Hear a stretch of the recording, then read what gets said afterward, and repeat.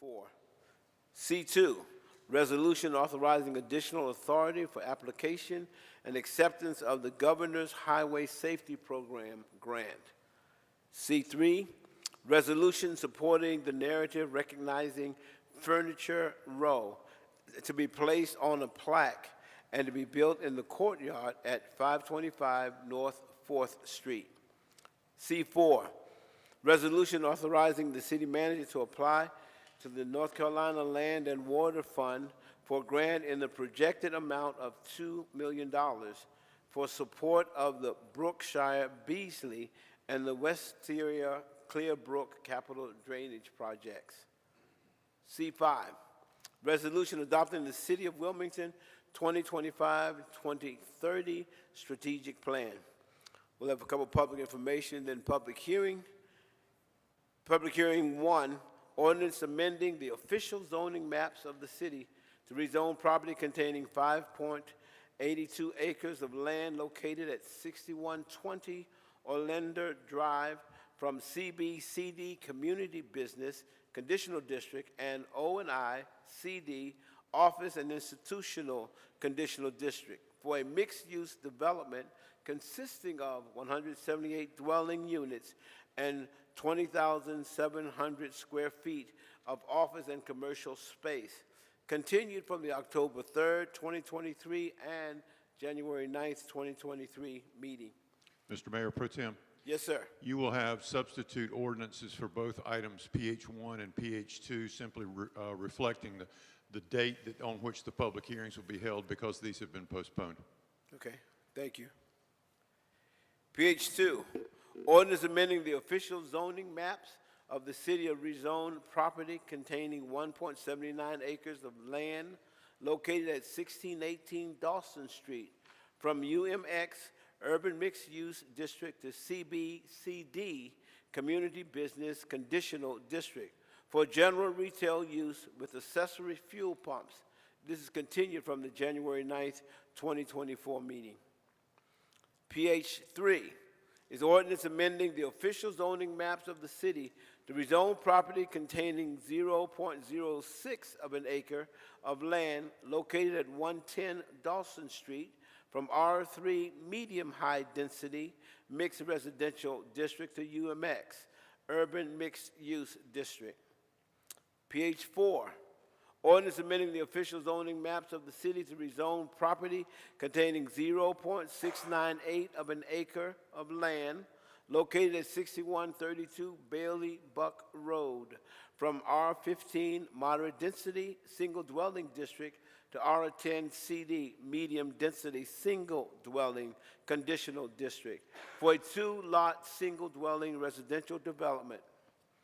PH5, ordinance amending the official zoning maps of the city to rezone property containing 0.61 of an acre of land located at 101 and 105 East Westwood Drive from MH Manufactured Housing District to R5 CD Medium Density Mixed Residential District Conditional District for a 4-lot single dwelling residential development. Ordinances 01, ordinance amending Chapter 5, Article 2, Section 5-15 of the Wilmington City Code as it relates to medians, and this is the second reading. 02A is a resolution officially accepting public streets and storm drainage facilities at 5 locations. 02B, an ordinance establishing a speed limit of 25 miles per hour along various streets within the subdivisions of 14 Place 2nd and Villas at Echo Farm and River Lights AQ Phase 1. Resolutions. Resolution 1 to surplus and authorize an upset bid process for the 320 North Front Street. And then we'll have items brought by the city manager, city attorney, city clerk, and items to be brought by the council members. Is there anything else to come before us, Mr. Mayor Pro Tem? We have a couple of presentations for you this morning. We're going to start off with the Greater Downtown Wilmington area plan. We're going to ask Linda to come forward and give us a presentation on that, and then she'll also introduce the next item, which is the Future City Competition, which has been an ongoing competition that we've been involved with now for a while. So, Linda. Good morning, Mayor Pro Tem, members of council. I'm very pleased this morning to introduce your first briefing since we have kicked off the Greater Downtown Plan project. Staff kicked this off with our consultant team at the end of November, so we've been doing some work in the background, have done a couple of community engagement outreach events as staff. And this morning, our consultant team is in town for a 2-day visit. We'll be doing a lot of touring with them, but we really wanted to start with you this morning and have you meet them and have them bring you up to speed on what their plans are. So with that, I'm going to turn it over to Rhiannon Sinclair and Alan Penniman from the agency, Landscape and Planning.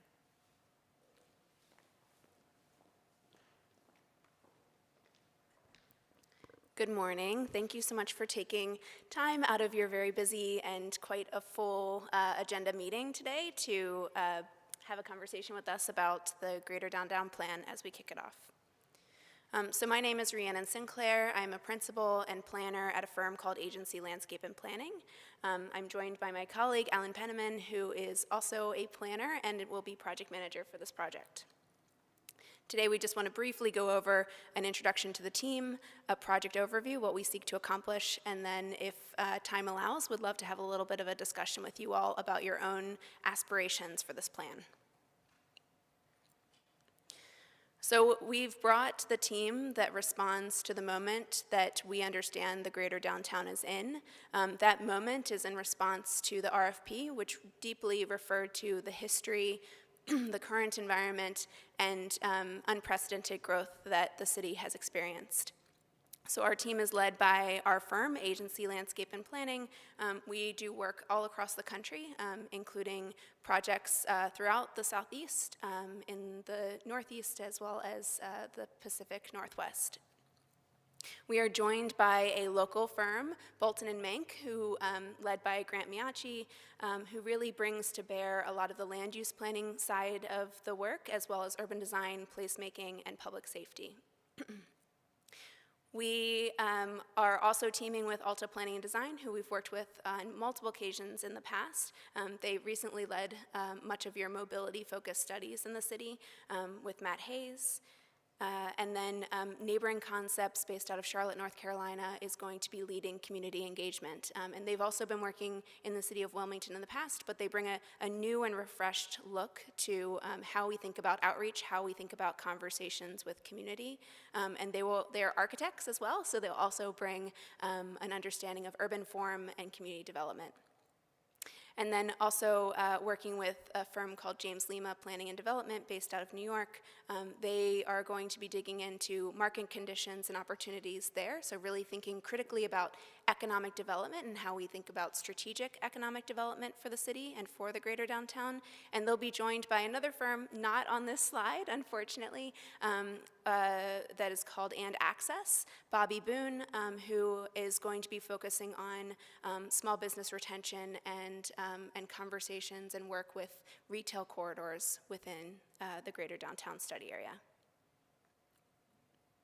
So as I mentioned before, our collective team has a significant amount of experience both in the Southeast as well as across the country, including work in Durham and Atlanta, Charlotte, here in Wilmington, as well as many other spaces and cities further afield. And with that, I'm going to turn it over to Alan Penniman, the project manager for this project. Thanks, Rhiannon, and good morning, Mayor Pro Tem and council members. Just to dive into a little more detail, as I mentioned, I'll be project managing this from our side, and we are charged with coming up with a sort of blueprint for how the Greater Downtown will grow into the future. The study area that we're going to be looking at consists of these neighborhoods here, seen on the map, and some issues and opportunities that are arising early into the conversation. We've heard a lot about affordable housing, transportation, equity, definitely identity and belonging, a lot about environmental assets. We currently have a coastal flood advisory right now, historic neighborhoods and architecture, and managing growth. These are just a few. I'm sure there's many more. We'd be happy to hear from you about what those might be. We're really just at the beginning of the process. And Alan, over here, Oh, sorry. right here. Can I ask you to pull the mic like right up to your mouth? Is that a little better? Duh. Thank you. There you go. Thank you. I'm a soft talker. Apologize about that. So here's what that scope looks like. So first we're going to be framing key questions. So we've already begun a policy and ordinance scan, trying to understand the regional context, and specifically the downtown. Once we feel like we have a handle on that context, we'll enter the dream big phase, which is where we really create a framework for the future of Greater Downtown, start looking at concepts, testing those, that sort of thing. Then we move into creating a roadmap. So that's the how you're going to get it done. So talking about strategies and specific projects, drafting the plan, and thinking specifically about implementation pathways. And then finally comes enacting the plan. So that's documenting the final subject matter, reviewing it with a steering committee and clients, and bringing it before this body as well. And across all of those tasks, we'll be doing very robust public engagement, which I'll speak to in a moment. In terms of schedule, that first phase of framing the key questions will be taking place over winter into early spring. As I mentioned, public engagement, really want to take advantage of the good weather coming up. Dream Big will be in the spring, the roadmap over the summer, and then working on approvals and enacting into the fall and winter. This is what community engagement has looked like for us in the past. Sometimes it means going to the roller rink and putting on roller skates, if you're trying to engage youth and that's where they hang out, that's where we'll go. It often looks like popping up at a farmer's market, or just on the street at a public transit stop, that sort of thing. We really want to meet people where they are and create some relationships with existing community leaders who can serve as ambassadors to this project. So we'll be working on that engagement plan and figuring out the best way to reach a representative and broad group of stakeholders in the greater downtown area. So we may or may not have time for discussion right now, but I did just want to show you some of the conversation we've had with city staff already. We did a kickoff just before the holidays hit, and these were some of the things we heard from staff. Really, to summarize it, people want to avoid a shelf plan. They want something very actionable that really focuses on implementation pathways. We heard a lot about benefits to existing residents, as well as welcoming in newcomers. Really a lot of robust conversation. So this is for just so you are aware of some of these early conversations, and either now or in the future, we'd love to hear your thoughts as well. What are your goals for this plan? What do you want to get out of it? What are your worries, your aspirations? We definitely want to make sure that gets, becomes part of the plan and influences it as well. So, thank you very much. Yeah, thank you for, Yes, sir. thank you for the presentation. Can we go back to the I don't know, second or third slide with the issues, issues and opportunities?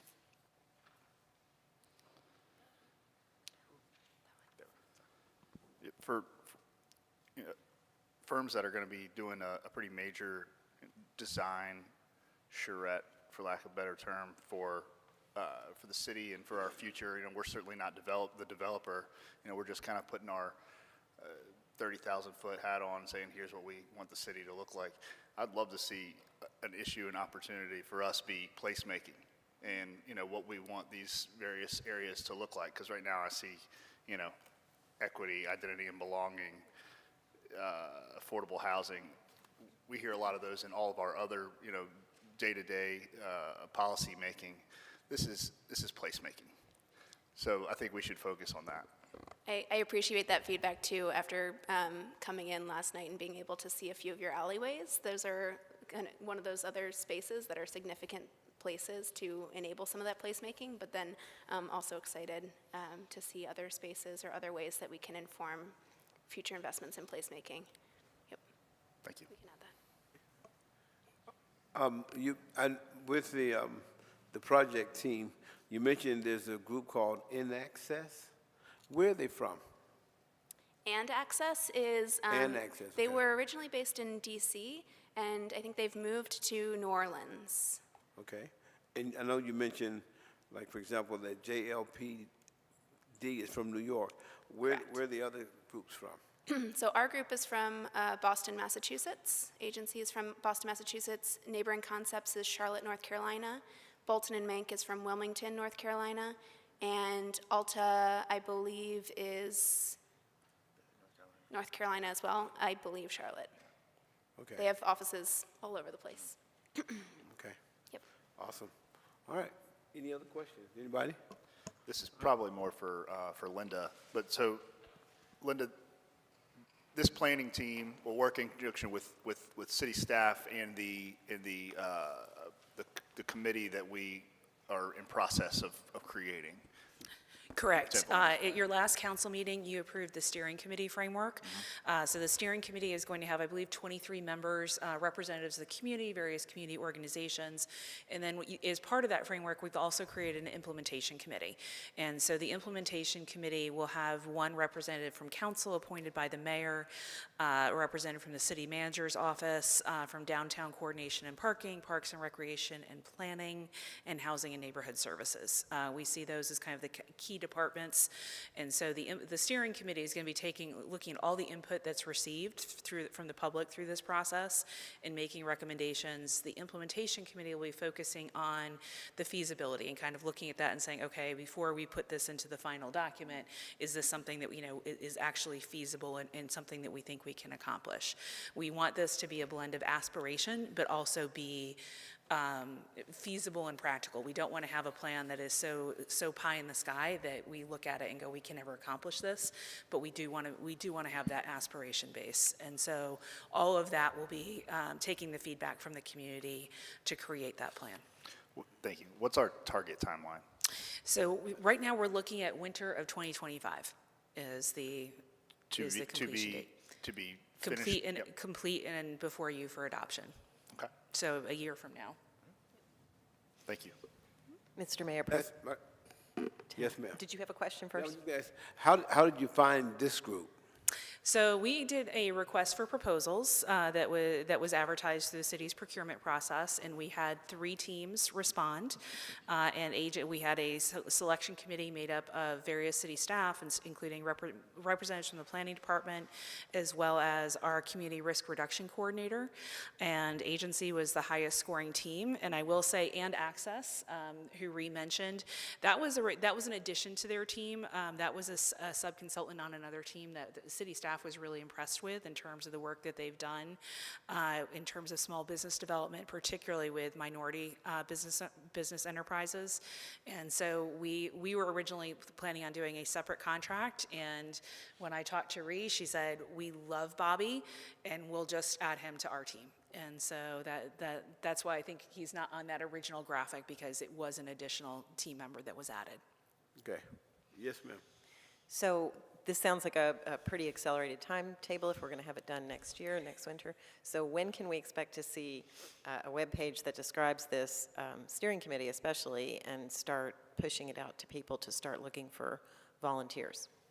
So we do have a webpage today, and I do not know if we've had a chance to update it. It will obviously go through a lot more updates with steering committee. I know that staff has actually already started to reach out to some of the folks that we've met through various engagement events to see if they'd be interested. And quite frankly, we've had people reach out to us since the news went out about the steering committee, and we've had a few people reach out to say, how can we get applications for this? And then I'll turn it over to Ree for the rest of the webpage in terms of if there's additional plans for updating. Yeah, it's extremely important to have that repository where folks know that they can rely on to use as a resource, to have updates about how the plan is going, to share updates about plan timeline, and also other ways to engage. So our plan is to kind of tie to each of the key milestones within community engagement when we're having workshops or when we're shifting from vision to recommendations, that website will be updated so that folks know where they can go to receive news or receive information. But as Alan mentioned earlier, we're also developing a Plan Ambassadors program, and the idea behind that program is that we're engaging with community members who have deep roots in their communities, who have relationships already, who can help us to get the word out for folks who either, for whatever reason, just, I don't look at my own city's website on a daily basis, and I don't know everything that's happening in my city, and so I can imagine most residents have that same sentiment.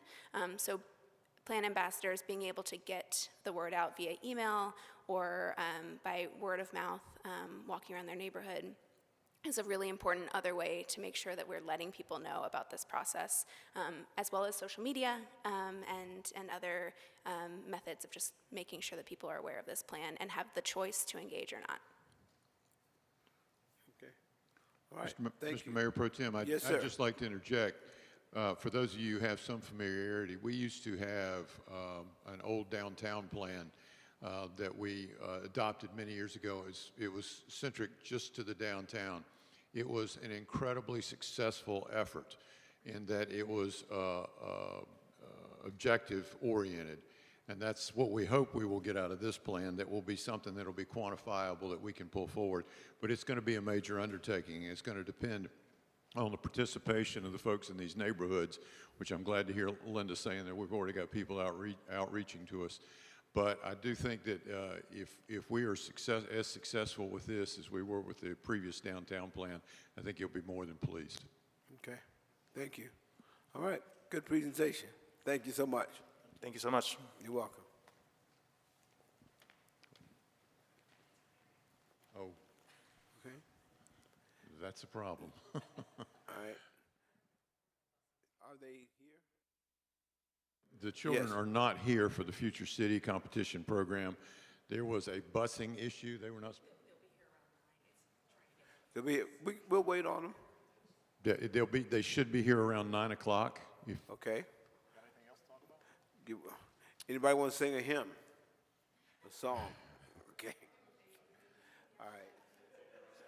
You want to recess? You want to recess for maybe 5 minutes? Would that Okay, All that'll right. be fine. We'll Thank you. stand in recess. All right. For 5.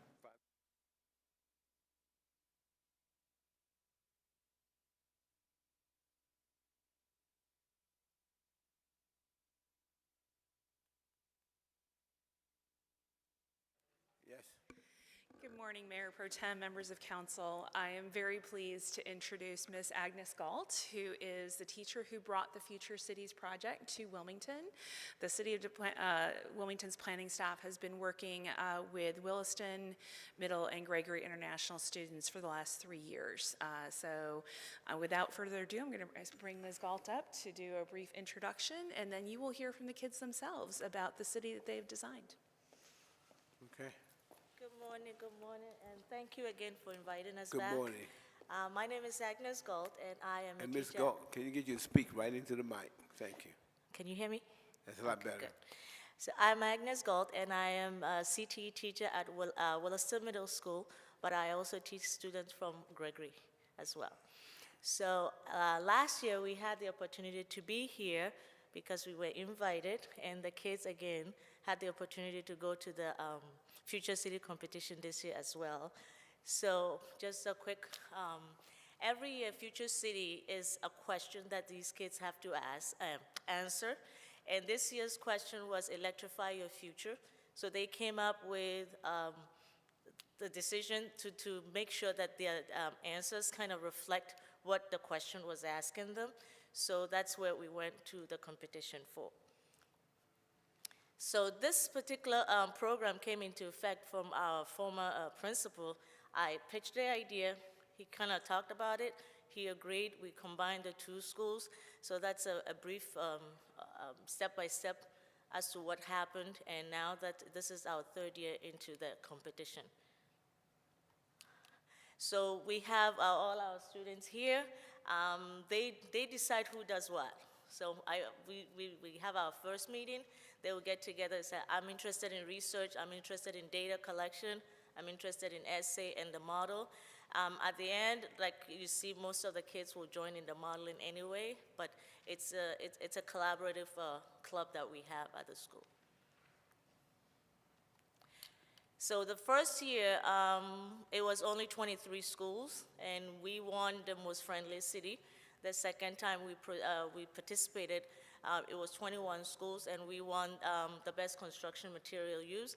And this year, just last week, we were there, and we won the most innovative transportation system for 41 schools. So it's getting larger, but the kids are doing awesome, so it's exciting.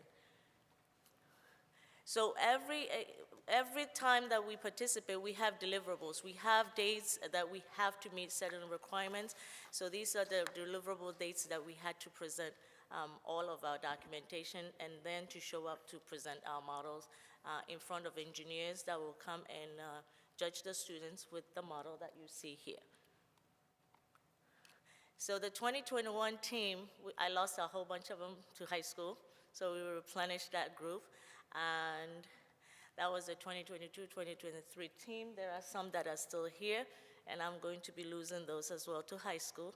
This is only a middle school project. So, and this is our 2023-2024 team. Our city name is Mahini City, and the students came up with it. They did research, and they will tell you when they are ready for their presentation. This is when they were presenting their model to the judges, and it was a very exciting day for them because they have to present their models, and then the judges will ask them very specific questions that are very technical, and they have to be able to answer the questions. So this map here, this year they decided to show this map for the competing schools to be able to see what is really going on within the North Carolina competition. And if you take a look, we are the only school representing the entire area. So we were very excited to be able to represent New Hanover County. Special thanks, I know that sometimes in these little clubs, we don't get recognized, but I really do appreciate Councilman Barnett for introducing a very special woman, Ms. Livian Jones, to us. She's been with us since that introduction. She's from Becker Morgan, and then we really appreciate her friendship. And our mentors are here. They've been awesome. Every time we have meetings, they will show up and then be able to help our students kind of refine their ideas and be able to work with them as well. And I thank you all for your time and giving these students opportunity to be here. And I appreciate it. Thank you. Thank you. All right. So if you would like to come down and gather around the model, and the students will do their presentation and present their city to you. So we're gonna have hello? Okay. We're gonna have our three presenters that actually presented to the judges at the competition, and then the rest of the team will join them, so. All right, guys, come on over. Hi, my name is Lally Devine, and I am in 8th grade. My name is Banner Nelson, and I am in 8th grade. And I'm Mackenzie Cuba, and I'm in 7th grade. Thank you for the opportunity to share our creative ideas on safely electrifying a futuristic city. This is Mahini City. Mahini City means aquatic city in Swahili. It's floating off the east coast of Brazil near the city of Salvador. We strategically chose this location because it's protected from a lot of bad weather, and it has many natural coral reefs. Mahini City has a population of 22,000 people. Most of our residents come from Brazil, so our national language is Portuguese. However, we also speak English due to our large tourism economy. Mahini City is a popular destination for cruise ships and tourists that boost our city's economy. We have a very active, healthy, and happy group of people. Some recreational activities that our city provides are beach days, paddleboarding, and snorkeling. In Mahini City, we take education very seriously. We understand the need to shape our future. Our city provides preschools, elementary schools, middle schools, high schools, a community college, and a university. These schools provide students with advanced learning programs that teach them about critical soft skills, along with the ability to earn and receive degrees. This is the University of Mahini City, Brazil. UMCB provides undergraduate and graduate degrees that can lead to a master's degree or a PhD. Up here is a separate branch of UMCB, where students can go to learn specific trades. Our university plays a huge role in educating our city's workforce. Mahini City also offers all the necessary public services, including a police department, a fire department, and emergency medical services. These city services get around on wider public service roads that give them access to most residential areas.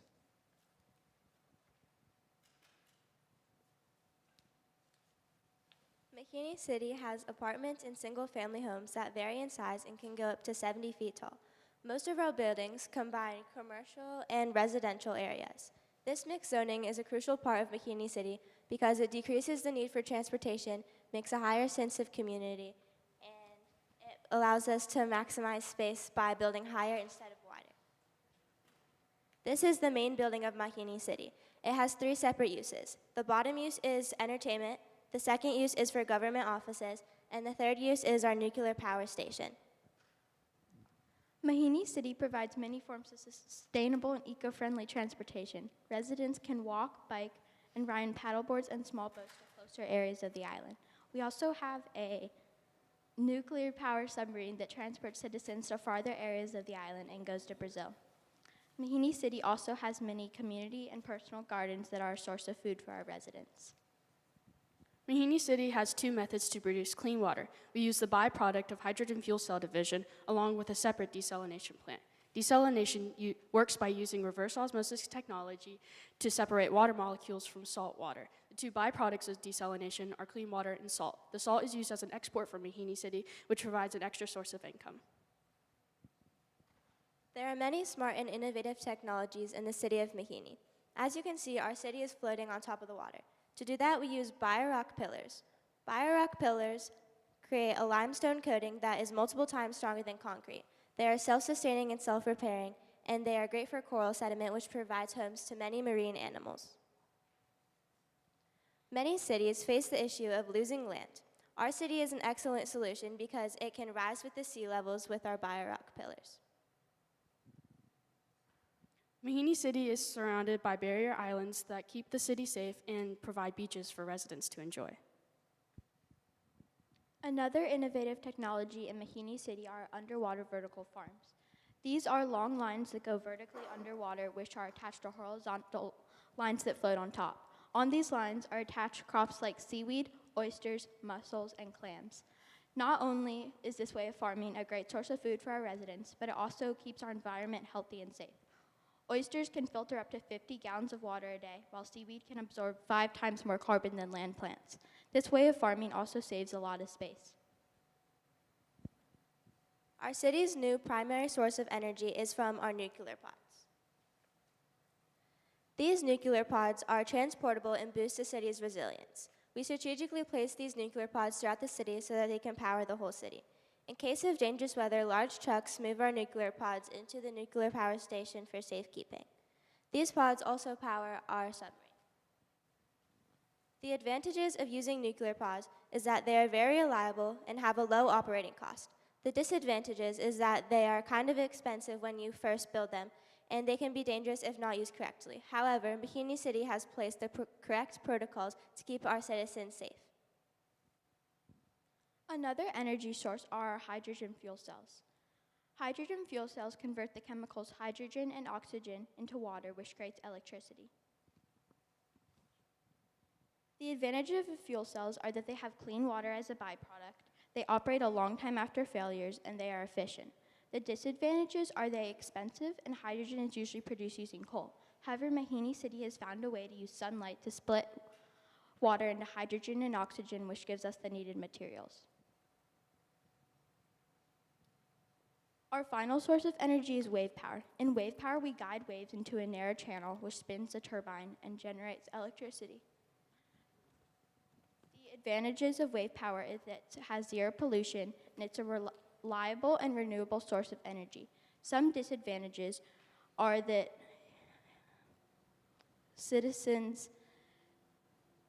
it does not work well in bad weather, it's pricey, and it's high maintenance. It's also really cool because citizens can safely surf the waves that it creates.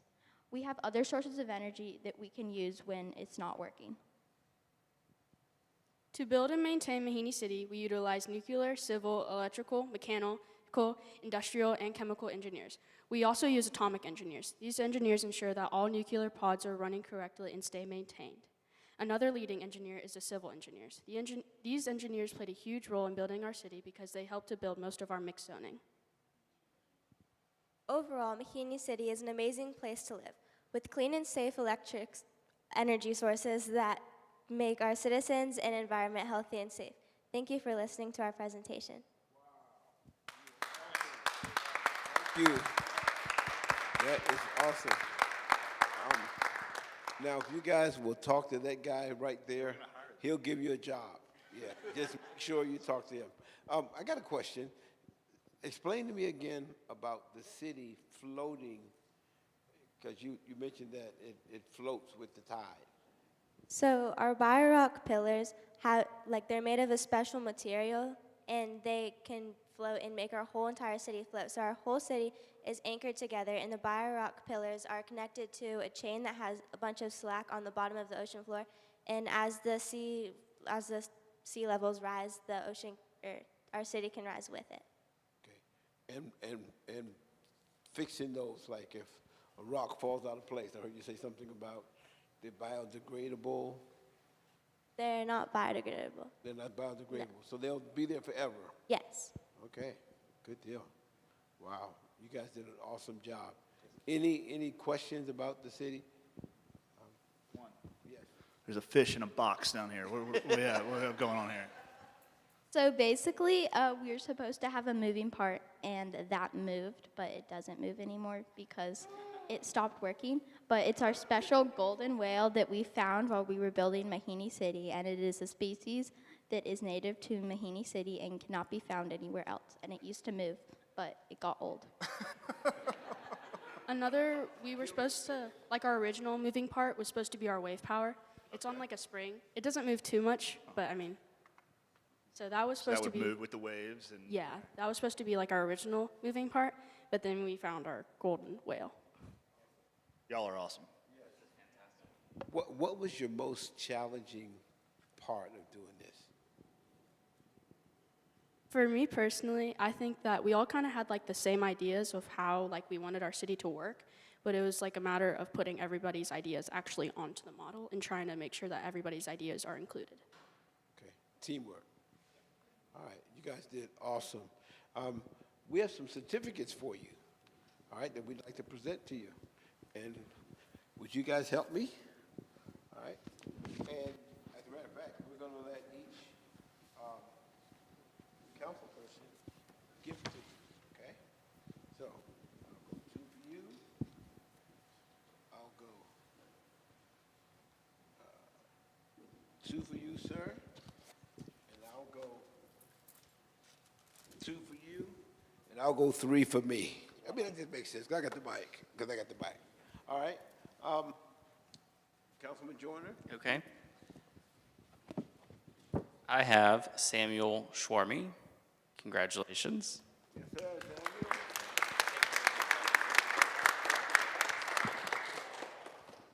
Okay. And this one is for Evelyn Martinez. Evelyn, pronounce your last name for me. Mijangos. Congratulations. Good work. Let me shake your hand as well. Good job. Yes, sir. All right, let's see who we got. I wanted to say that Evelyn Martinez was our data person, so she ensured that all our deliverables were on time and correctly done. Sam is one of our model and research as well. So I have the team members and their roles right up. Oh, excellent. Very good. Awesome, awesome. And that's so important that you guys work together as a team. That is huge in making sure that whatever you do gets accomplished. All right, my certificate is for, the first one is for Michael Jones. Come on up, Michael.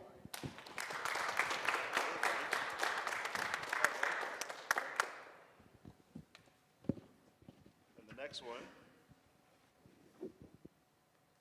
is for Norris Dukes. Come on up.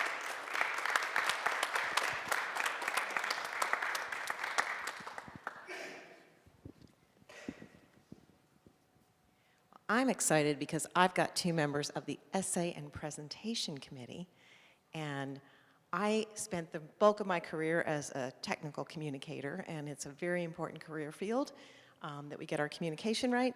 So I'm proud to present this to Banner Nelson.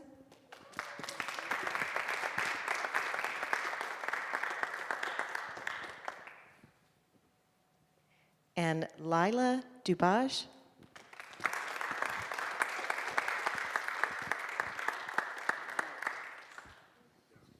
And I'm honored to present this certificate to Dallas Bowers. Congratulations.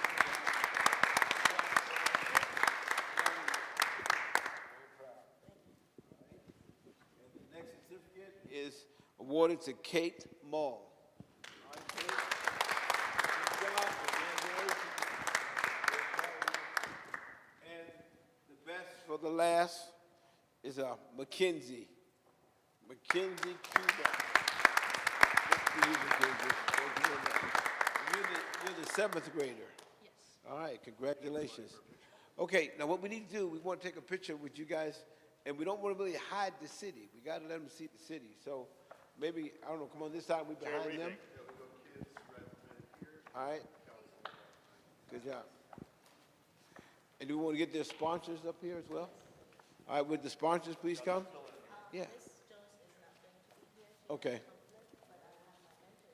All right. That is awesome. All right. Make sure you got a window. Yep. Tiptoe. I'm almost taller than this guy. Almost. I'm almost. I'll get up here. Everybody say Mahini. Mahini. Say win. Good job, guys. Congratulations. Thank you so much. Thank you so much. Keep doing it. Keep doing it. Congrats. Congrats. Congrats. Thank you. Make sure I shake your right hand. Congratulations. Congratulations. Good job, man. All right. Thank you, guys.